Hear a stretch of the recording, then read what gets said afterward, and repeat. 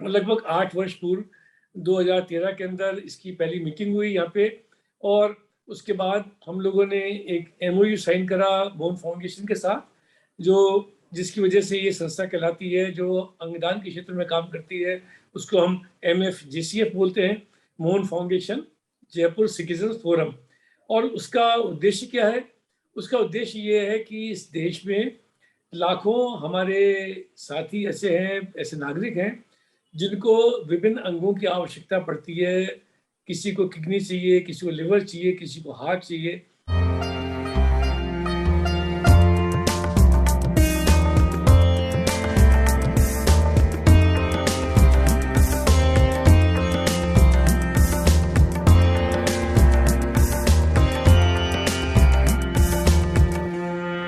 नमस्कार दोस्तों, मेटामॉर्फ्स के नेशन टॉक सीरीज में एक बार आपका पुनः स्वागत। मेटामॉर्फ्स एक non political, non religious, non profit voluntary initiative है जो कि राष्ट्र की सेवा में सतत रूप से कार्यरत है।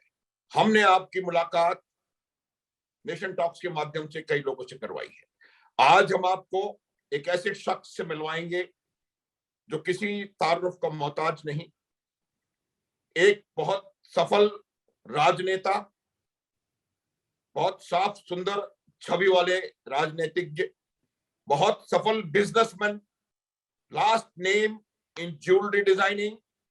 ये ऐसे व्यक्ति हैं जिनका एक म्यूजियम है ज्वेलरी का जयपुर राजस्थान में, जो कि पूरी दुनिया में प्रसिद्ध है। इन्होंने अपने व्यवसाय को और राजस्थान तथा भारतवर्ष के नाम को अपनी ज्वेलरी और ज्वेलरी डिजाइनिंग के माध्यम से विश्व के मानचित्र में अंकित किया है। ये सदैव से समाज और राष्ट्र की सेवा में रत रहे हैं। इनका एक नियम है जो कि मैं आपको बताना चाहता हूं, जो हर समय ये अपने आप को कहते हैं, लर्न, अर्न एंड रिटर्न। अर्थात अपने आप को काबिल बनाओ, फिजिकली अपने आप को काबिल बनाओ अर्थ के हिसाब से, और फिर उस चीज को समाज को पुनः समर्पित करो। इस प्रकार की कार्यवाही में, इस प्रकार की सोच में इनका कोई जवाब नहीं। जी हाँ, मैं बात कर रहा हूं श्री राजीव अरोड़ा की, एक सफल, साफ सुंदर छवि वाले राजनीतिज्ञ, अति सफल बिजनेसमैन और एक बेहतरीन, पूरी तरह से समर्पित समाज सेवी। राजीव अरोड़ा जी, आपका मेटामॉर्फ्स के नेशन टॉक्स में हार्दिक स्वागत और अभिनंदन। धन्यवाद। Thank you general Mathur. आपने बहुत लंबा चौड़ा मेरा परिचय दे दिया। मैं तो एक छोटा सा इंसान हूं जो कोशिश करता हूं कि अगर हमने जन्म लिया है मानव के रूप में, तो हम सबको एक अच्छा इंसान बनने की कोशिश करनी चाहिए। तो उसी के ऊपर पूरा जीवन निर्भर है। लोगों की जिंदगी में कैसे खुशियां लेके आए, सिर्फ एक ही उद्देश्य है। यही तो आपका बड़प्पन है सर। मैं आज आपसे राजनीति के बारे में बात नहीं करूंगा। मैं आज आपसे ज्वेलरी डिजाइनिंग के बारे में और सफल बिजनेसमैन बनने के बारे में बात नहीं करूंगा। मैं आपसे आज बात करना चाहूंगा, जो कि हमारे दर्शक जानना चाहते हैं, कि आप किस प्रकार से समाज सेवा में अपने आप को पूरी तरह से आपने बना लिया है। और JCF और MFJCF के बारे में मेरी आपसे इच्छा रहेगी कि इसके बारे में दो शब्द करके हमारे दर्शकों को आप बताएंगे, ताकि और लोगों को भी इससे प्रेरणा प्राप्त हो और वो भी अपना काम समाज सेवा में अपने आप को लिप्त करने का प्रयास करें। जी जनरल माथुर, क्या हुआ कि मैं राजस्थान पर्यटन विकास निगम, जो राजस्थान टूरिज्म डेवलपमेंट कॉर्पोरेशन कहलाता है, वो और होटल कॉर्पोरेशन ऑफ राजस्थान का चेयरमैन था अशोक गहलोत जी के पहले कार्यकाल में। और जब मेरा कार्यकाल समाप्त हुआ तो मैंने सोचा कि मैंने पर्यटन के क्षेत्र में जो काम करा है और इस काम को आगे बढ़ाना चाहिए। और उसी सोच के साथ जयपुर सिटीजन फोरम, जो JCF आपने जिक्र करा, उसकी हमने शुरुआत करी। और जयपुर में एक बहुत ही महत्वपूर्ण बड़ा जयपुर इंटरनेशनल हेरिटेज फेस्टिवल आयोजित करा। तो हम लोग चाहते थे कि जयपुर के नागरिकों का एक ऐसा संगठन बनाएं जो जागरूक हो जयपुर की सामाजिक सांस्कृतिक विरासत के लिए, और जिनको गर्व हो जयपुर वासी होने के ऊपर। और हम कोशिश करें कि समाज के विभिन्न पहलुओं को हम जयपुर सिटीजन फोरम के माध्यम से छुएं।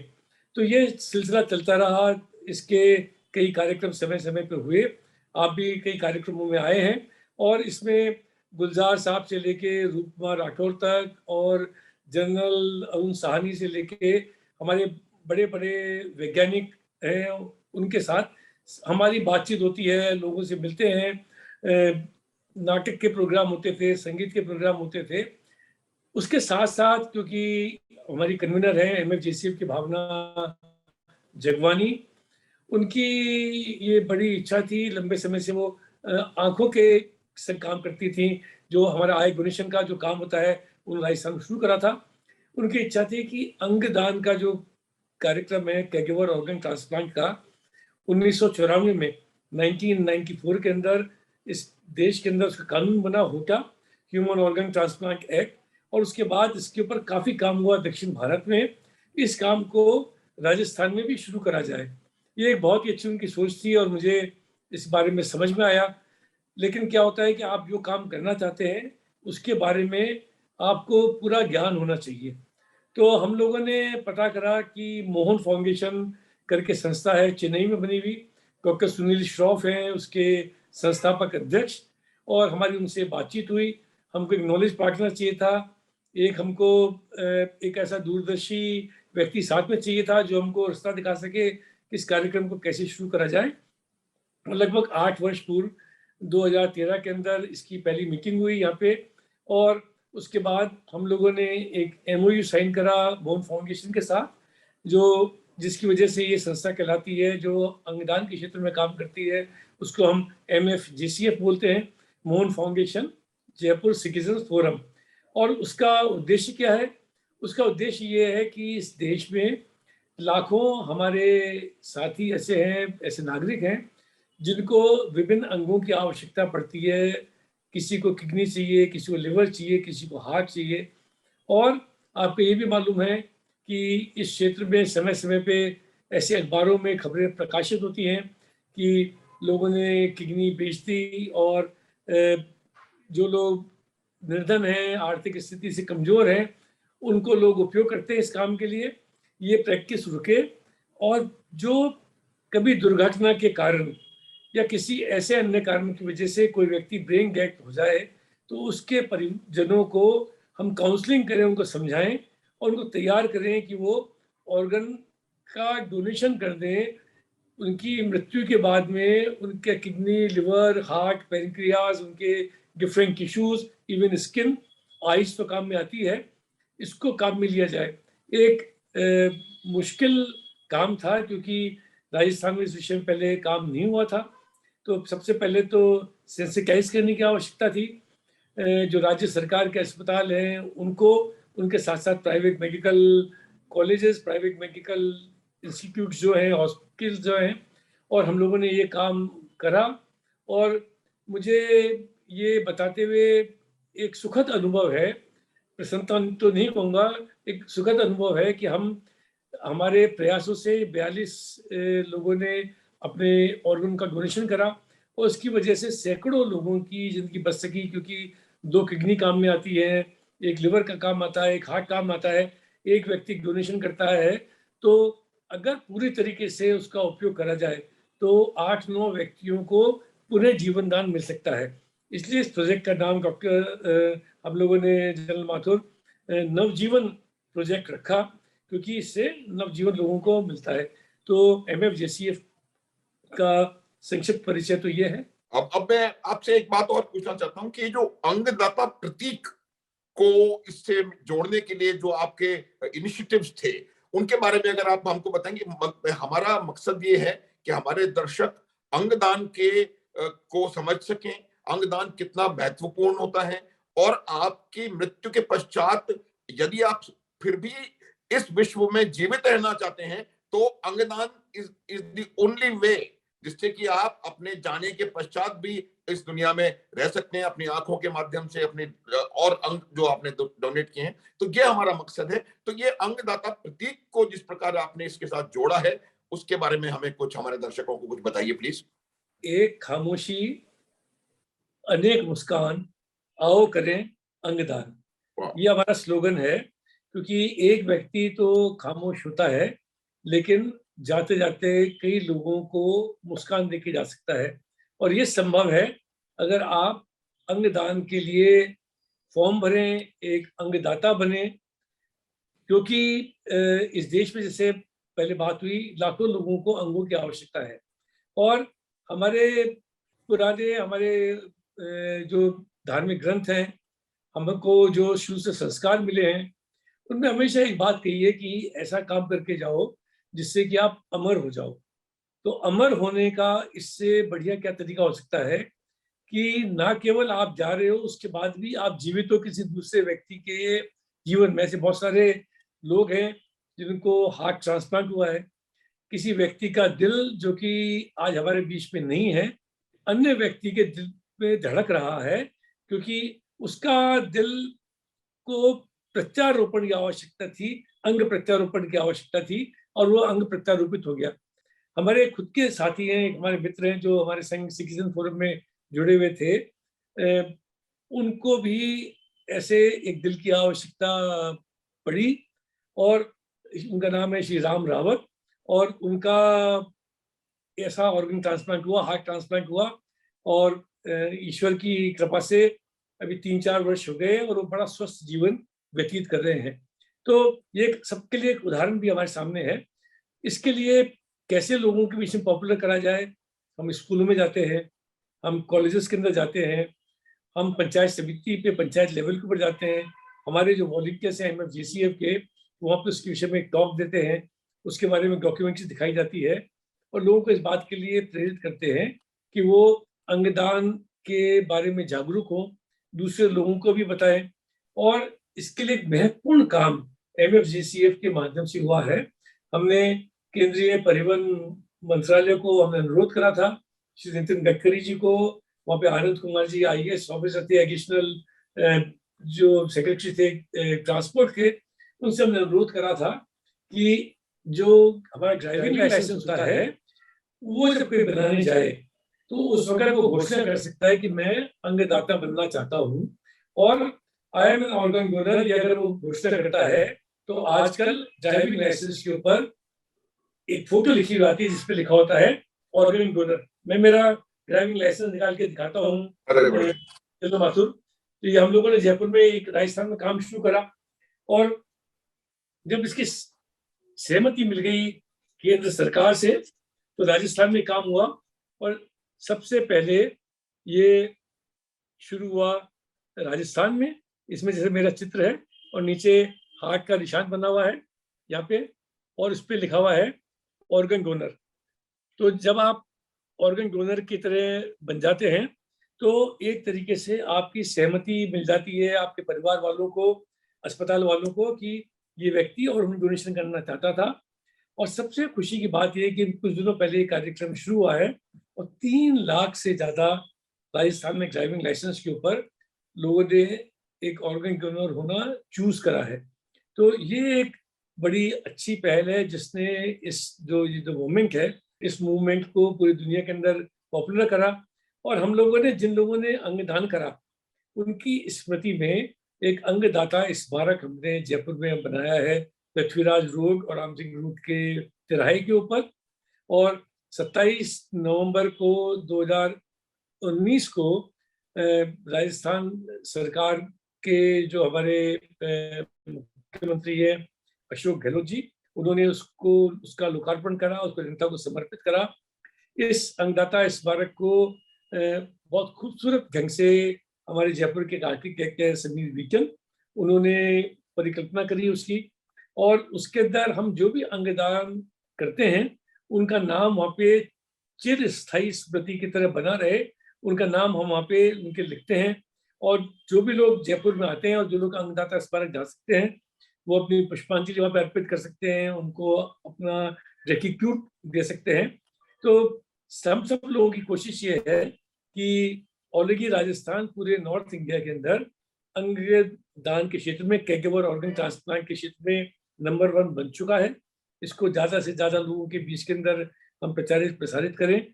मेरी जो भी दर्शक इस कार्यक्रम को देख रहे हैं, उनसे भी मैं अपेक्षा करता हूं कि इस अंगदान की हमारी मुहिम को आगे बढ़ाने में अपना सहयोग दें। बिल्कुल, आपने राजीव जी बहुत अच्छी बात बताई है और मुझे पूरा यकीन है कि हमारे दर्शक इस बात को भी समझेंगे और इस बात का संज्ञान लेंगे। और मुझे पूरी उम्मीद है कि इस वीडियो के माध्यम से हम कुछ और लोगों तक अपनी पहुंच बना पाएंगे। दर्शकों, आपसे यही मेरी उम्मीद है कि यदि आपको ये वीडियो अच्छा लग रहा है तो इसको लाइक करें, हमारे चैनल को सब्सक्राइब करें और बेल आइकॉन दबाना ना भूलें। राजीव जी, अगला प्रश्न मेरा आपसे ये है कि पिछले 2 वर्षों से पूरा विश्व कोविड महामारी से जूझ रहा है और मैंने जो देखा है, मैं आपकी जानता हूं मैं और आपकी बहुत इज्जत करता हूं, और मैंने देखा है कि बहुत बेहतरीन तरीके से आपने और आपकी संस्था जेसीएफ ने इस कोविड महामारी के दौरान जयपुर शहर में समाज सेवा का जो काम किया है, वो यदि आप हमारे दर्शकों को बताइएगा तो उनको भी इससे प्रेरणा प्राप्त होगी और संभव है कि वो इससे हमें, और क्योंकि ये कोविड की महामारी अभी समाप्त हुई नहीं है, और किस प्रकार से हम लोगों को रीच आउट करके उनकी हेल्प कर सकते हैं, ये हमारे दर्शकों को इससे कुछ ज्ञान मिलेगा। जी, कोरोना की महामारी ने जनरल माथुर हम सब लोगों को एक बात तो बताई जिंदगी में कि जिंदगी क्षणभंगुर है। आर्मी में जो लोग हैं वो तो इस बात को अच्छे से समझते हैं, हमेशा तैयार रहते हैं राष्ट्र सेवा के लिए। फौजी हमारी लड़ती रहती हैं सीमाओं के ऊपर। लेकिन कोरोना की बीमारी से ये मालूम पड़ा कि जिसने भी नादानी करी, जिसने भी थोड़ी सी गलती करी, वो उसकी चपेट में आ गया और बहुत सारे परिवारों को कई किस्म की तकलीफें, हम लोगों ने कई, हमारे संघ के साथी थे जो हमारे संग बिछुड़ गए और लोग बड़े डर रहे थे उस वक्त। और आवश्यकता इस बात की थी कि अस्पताल में जो डॉक्टर्स और जो हमारे नर्सिंग कर्मी हैं उनको कैसे सहयोग पहुंचाया जाए। तो सबसे पहला काम तो हम लोगों ने शुरू करा था कि जयपुर के जो सवाई मानसिंह अस्पताल और जयपुरी अस्पताल, दो बड़े अस्पताल हैं, उनके अंदर हम रेगुलर पानी की बोतलों सप्लाई करना, वहाँ पे जो डॉक्टर्स और नर्सिंग कर्मी काम कर रहे हैं उनके लिए खाने की व्यवस्था करना। उसके बाद जो पेशेंट्स को देखने के लिए, जो उनकी देखभाल के लिए जो लोग वहाँ पे आते हैं उनके लिए खाने की व्यवस्था करना। वहाँ पे हम लोगों ने कॉफी चाय की मशीनें लगवाई, रोज हजारों कप कॉफी चाय जेसीएफ की तरफ से वहाँ पे सप्लाई होता था। वो कभी बताते थे हमको किसी पर्टिकुलर चीज की आवश्यकता है, कभी बंस बन के जाते थे, कभी ऑफिस बन के जाते थे। जो आवश्यकता, जिस तरीके की हमको आवश्यकता बताई जाती थी, हमारे साथी हमारे ट्रस्टी हैं जेके जाजू जी, वो इस काम को मेरे संग बड़े बखूबी निभा रहे थे। तो ये लगातार दोनों अस्पतालों के अंदर लंबे समय तक ये काम चलता रहा। इस बीच में एक घड़ी आई जब पूरे देश के अंदर हाहाकार मच गया कि इतने सारे लोग कोरोना से पीड़ित होके अस्पतालों में भर्ती हो गए और उनको ऑक्सीजन की कमी होगी उनके शरीर के अंदर, और प्राणवायु के बिना जीवन मुश्किल है। जो साधन पहले उपलब्ध थे वो पूरे नहीं पड़ने पड़े और इस तरीके की खबरें आई अखबार में कि कई राज्यों में बहुत सारे लोगों को अपना जीवन गंवाना पड़ा क्योंकि उनको समय पे हम ऑक्सीजन उपलब्ध नहीं करा पाए। तो हमने इस बात के महत्व को समझा और सबसे पहले जयपुर सिटीजन फोरम ने अनाउंस करा, मुख्यमंत्री जी का जन्मदिन था 3 मई को, कि हम ऑक्सीजन प्लांट जो है एक लगाएंगे और जयपुर अस्पताल के अंदर प्लांट लगाया जाएगा, सरकारी अस्पताल में लगाएंगे। और हम लोगों ने अपील करी और मुझे खुशी है कि जयपुर के मेरे जो साथी हैं जयपुर सिटीजन फोरम के और कुछ हमारे साथी जो कि विदेशों में रहते हैं, उन्होंने भी इस विषय में खुल के सहयोग करा और एक प्लांट जो जिसमें 500 लीटर ऑक्सीजन प्रति मिनट बनती है, हमने शीघ्र ही टर्की से इंपोर्ट करके यहाँ पे जयपुर अस्पताल के अंदर लगाया। और मुझे खुशी इस बात की है कि हमारी इस पहल को देख के दूसरे दानदाता भी आगे आए, दूसरे एनजीओज भी आगे आए और राजस्थान में इस तरीके के बहुत सारे प्लांट लगे। क्योंकि जब हमने अपील करी थी तो हमारे एक साथी हैं, जनरल माथुर भी जानते हैं, सीपी गुरनानी, जो टेक महिंद्रा करके जो एक महत्वपूर्ण बड़ी कंपनी आईटी की, उसके सीईओ हैं, उन्होंने भी हमारी बात को देख के उन्होंने घोषणा करी कि एक प्लांट वो टेक महिंद्रा की तरफ से देंगे। तो जेसीएफ और टेक महिंद्रा के सहयोग से दूसरा प्लांट यहाँ पे, जिसके अंदर इससे ज्यादा लगभग 3 गुनी ज्यादा क्षमता का, 4 गुनी क्षमता ज्यादा का ऑक्सीजन प्लांट हमने आरयूएचएस करके जो बड़ा अस्पताल है उसके अंदर यहाँ पे लगाया। तो ये ऑक्सीजन को देना, वहाँ पे मास्क वितरित करना, पानी पहुँचाना, चाय कॉफी पहुँचाना और खाना पहुँचाना, ये काम लगातार चल रहा था। और मैं उन सभी अन्य संस्थाओं को भी धन्यवाद देना चाहता हूँ जिन्होंने इस विषय के अंदर पहल करी। और जयपुर मेरे ख्याल से एक उदाहरण बना पूरे देश में, और हमने विदेशों में तो देखा ही है किस तरीके से कोरोना के अंदर जिस तरीके की वीडियो देखने को मिल रहे थे कि हजारों लाखों लोगों मृत्यु प्राप्त करी कोरोना की वजह से। हम सब लोगों को इस महामारी का एक साथ मिलके हमको मुकाबला करना है, और जहां भी सहयोग हो सके हमको पीड़ित मानवता के लिए सबसे पहले हमारा हाथ बढ़ना चाहिए। जनरल माथुर, मैं सद्भावना का सिपाही हूँ। तो मैं जब जयपुर के अंदर बॉम्ब ब्लास्ट हुआ था, आपने सुना होगा, बहुत जबरदस्त बॉम्ब ब्लास्ट हुआ था, और मैं, मेरे 5 बत्ती के ऊपर मेरा स्टोर है आम्रपाली का, मैं वहाँ बैठा हुआ था, मुझे खबर मिली कि आज जयपुर में बॉम्ब ब्लास्ट हो गया है। तो मैं सबसे पहले पहुंचा एसएमएस अस्पताल वहाँ की इमरजेंसी के अंदर, और वहाँ मैंने खुद ने नर्सिंग कर्मियों के संग हाथ में ग्लव्स पहने सहयोग करा, जो लोग एम्बुलेंस के अंदर आ रहे थे उनको स्ट्रेचर पे पहुंचाना। और मेरे को मालूम पड़ा कि खून की कमी है, तो हमने अपील करी उस वक्त लोगों से, एनडीटीवी और दूसरे जो चैनल वहाँ पे उपस्थित थे, उन्होंने मेरी अपील को प्रसारित करा। और जनरल माथुर अगले 3 घंटे के अंदर, 2 घंटे के अंदर वहाँ पे 400 युवकों की लाइन लगी जो अपना खून देने को तैयार थे। तो हम सबका हाथ सबसे पहले आगे बढ़ना चाहिए ऐसे किसी भी समय जब लगे कि मानवता संकट के अंदर है। बिल्कुल, आपने ये तो बहुत ही बेहतरीन तरीके से आपने हमें, हमारे दर्शकों को बताया, और मैं आशा करता हूं कि हमारे दर्शक इस चीज से कुछ सीख लेंगे और आपकी जो पहल थी उससे कुछ समझेंगे, और आगे आने वाले समय में समाज सेवा के लिए तत्पर रहेंगे, जिस प्रकार से आप अपने समाज सेवा के लिए इतना काम कर रहे हैं।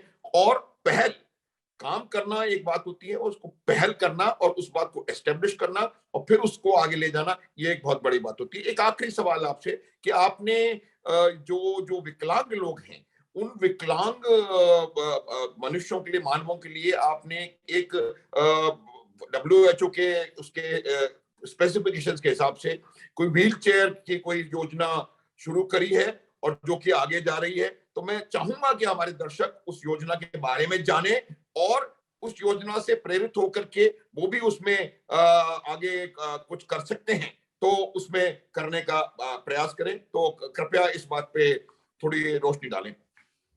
जी, ये बहुत अच्छा आपने प्रश्न करा है जनरल माथुर। क्या है कि हमारे यहाँ बहुत सारे लोग निशक्त जन हैं जिनको व्हील चेयर के ऊपर अपनी जिंदगी काटनी पड़ती है। उनके लिए ट्रांसपोर्टेशन का साधन एक व्हील चेयर होती है, और अगर व्हील चेयर साइंटिफिक ढंग से उस व्यक्ति के बॉडी के अनुरूप बनी हुई नहीं होती है, तो वो उसको ज़्यादा तकलीफ पैदा कर सकती है। क्योंकि अगर आपका बॉडी का स्ट्रक्चर छोटा है, या आप में एक ऐसी विकलांगता है जिसकी वजह से आपको एक तरफ होकर बैठना पड़ता है, तो उसका असर रीढ़ की हड्डी के ऊपर आपके का जो जो जो स्ट्रेचर है, बैठने का जो तरीका है, उसके ऊपर बहुत ज़्यादा पड़ सकता है। इसलिए आवश्यकता थी कि जो हमारे ऐसे निशक्त जन हैं, उनको ऐसी व्हील चेयर जो कि आधुनिक रूप से बनी हो, कस्टमाइज हो, उनके शरीर के अनुरूप से बनी हुई हो, जिससे वो सबसे अच्छी तरीके से काम कर सकें और बिना किसी व्यक्ति के सहयोग से काम कर सकें। तो ऐसी व्हील चेयर, एक मोटिवेशन इंडिया करके एक प्रोजेक्ट है, इस देश में चल रहा है, उनके साथ हमने एक एमओयू साइन करा है। और जयपुरी अस्पताल जो सरकारी अस्पताल है, उसे एक नोडल एजेंसी बनाया है, जहाँ पे हम क्लिनिक एक स्थापित करने जा रहे हैं। उसमें ऐसे निशक्त जन हैं जो ऐसे विकलांग हैं, उनका पूरी की पूरी बॉडी का निरीक्षण करा जाएगा। उनको जो फिजियोथेरेपिस्ट हैं, जो डॉक्टर्स हैं, उनके अनुरूप उनका स्पेसिफिकेशन देंगे। और जो व्हील चेयर है, जो कि 1 लाख रुपए से भी शायद ज़्यादा महंगी पड़ेगी, उसका उस व्यक्ति के हिसाब से निर्माण करा जाएगा। इनिशियली हमने लगभग 200 ऐसी व्हील चेयर्स जयपुर के अंदर देने की हमने सोचा है, और मुझे विश्वास है कि आने वाले समय के अंदर हम ज्यादा से ज्यादा लोगों को जिनको व्हील चेयर इस तरीके की चाहिए उसको उपलब्ध करा पाएंगे। बहुत बहुत आपको इसके लिए बहुत बहुत मुबारक है, और मैं आपको सल्यूट करना चाहता हूं, क्योंकि इतना बड़ा काम इतनी सहजता के साथ अगर कोई कर सकता है तो वो आप हैं। विलक्षण प्रतिभा के धनी, कद्दावर राजनेता, बहुत अत्यंत सफल बिजनेसमैन, फिर भी जमीन से जुड़े हुए समाज की सेवा में अपना जीवन पिछले 50 सालों से पूरी तरह से आपने समर्पित किया हुआ है। आपके लिए बहुत बहुत आपको आभार, धन्यवाद और साधुवाद। आपसे आखिर में मैं सिर्फ एक और चाहूंगा, क्योंकि मैं सैनिक हूं, हमारा जो प्रोग्राम है सैनिक लोग, पूर्व सैनिक और सैनिक वीर नारियां देखती हैं, तो आप एक छोटा सा कोई संदेश पूर्व सैनिकों के लिए या वीर नारियों के लिए यदि देना चाहें, और वो संदेश देश के लिए भी हो सकता है, और उसके लिए आप अगर देना चाहेंगे तो बहुत बहुत धन्यवाद होगा आपका। मैं तो हमेशा जनरल माथुर सेना से और आप जैसे व्यक्तित्व के जो धनी हैं उनसे प्रेरित होकर मैं काम करता हूं। हम हमेशा बात करते हैं अनुशासन की, जो हमने सेना से सीखा है, कड़ी मेहनत की, दूरदर्शिता की बात करते हैं। लेकिन आज का जो समय, कोरोना के बाद थोड़ी परिस्थितियां चेंज हुई हैं, और मैं चाहता हूं कि जो हमारे पूर्व सैनिक अधिकारी भी रहे हैं, जो जुड़े हुए हैं, जो नारियां रही हैं, वो व्यस्त रहें, वो मस्त रहें और स्वस्थ रहें। ये रेजोल्यूशन बनाएं आने वाले साल के अंदर। आप व्यस्त रहेंगे तो आप मस्त रहेंगे, और अगर आप मस्त रहेंगे तो आप स्वस्थ रहेंगे। ये सबसे बड़ी प्राथमिकता होनी चाहिए। धन्यवाद। जय हिंद। धन्यवाद राजीव जी, थैंक यू वेरी मच। आप हमारे शो पर आए और आप हमारे दर्शकों को आपने बहुत रोचक जानकारी दी। Thank you very much. जय हिंद, जय भारत।